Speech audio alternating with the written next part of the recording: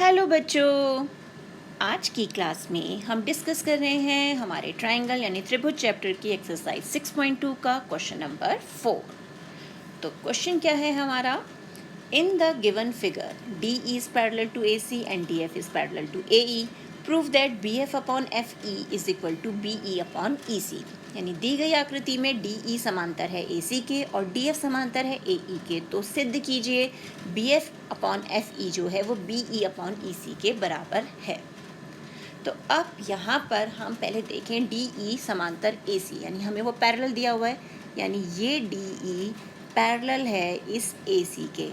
और मैंने बताया है जब भी हमें पैरेलल दिया हुआ हो तो हमेशा चेक करो कि वो किस ट्रायंगल का पार्ट है, किस त्रिभुज का हिस्सा है। तो ये डी ई और ए सी हमारा किस ट्रायंगल का हिस्सा बन गया है? ये है ए बी सी ट्रायंगल का पार्ट। और जैसे ही ये ट्रायंगल का पार्ट है और पैरेलल भी दिया हुआ है तो सीधे सीधे क्या यूज़ होगा हमारा? बीपीटी। तो करें स्टार्ट इसे। सबसे पहले हम ले लेते हैं कि हमें गिवन क्या है, यानी दिया है। क्या दिया हुआ है? हमें दिया हुआ है D is parallel to A सी और D F parallel to A ई, ये हमें दिया हुआ है। टू प्रूव हमें सिद्ध क्या करना है?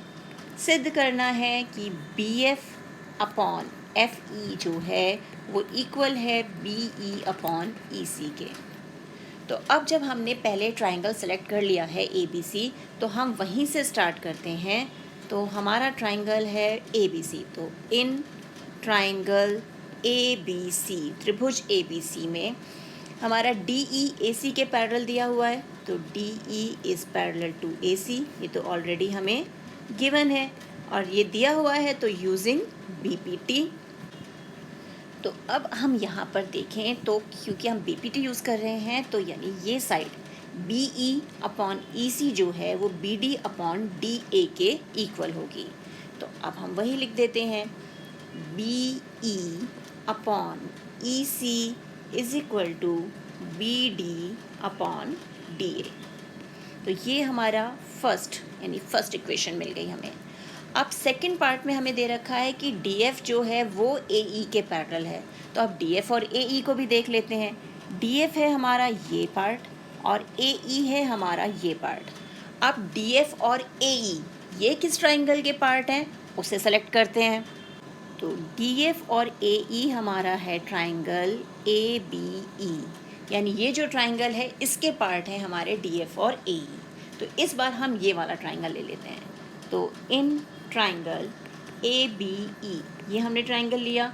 यहाँ पर भी हमें क्या दिया हुआ है? D F is parallel to A E, इसलिए यूजिंग बी पी टी क्या होगा हमारा?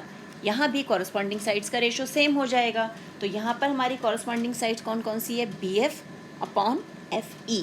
तो ये हो गया B F upon F E is equal to किसके हैं? ये साइड यानी B D upon D A. तो ये हो गया B D upon D A और इसे हम दे देते हैं इक्वेशन 2 का नाम। अब ये भी B D upon D A के इक्वल है और ये भी B D upon D A के इक्वल है, तो अब हम इन्हें कंपेयर कर सकते हैं।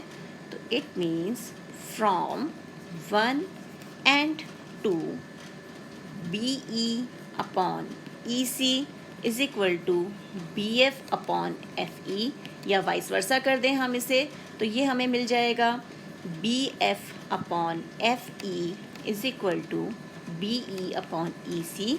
और हमें यही प्रूव करना था, देयरफॉर हैंस प्रूव्ड इति सिद्धम। तो ये हमारा प्रूव हो गया। तो ट्रिक क्या लगानी है? वही कि जो भी साइड्स इन्होंने पैरेलल दी हुई है पहले उन साइड्स को देखो और फिर ये चेक करो कि वो किस ट्रायंगल का पार्ट है।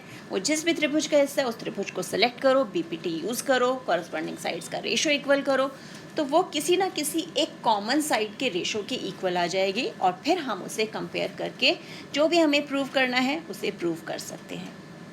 है ना ईजी? आप इस क्वेश्चन की और इस टाइप के और क्वेश्चंस की अच्छे से प्रैक्टिस कीजिए। मिलते हैं एक और वीडियो में, तब तक keep practising and enjoy maths.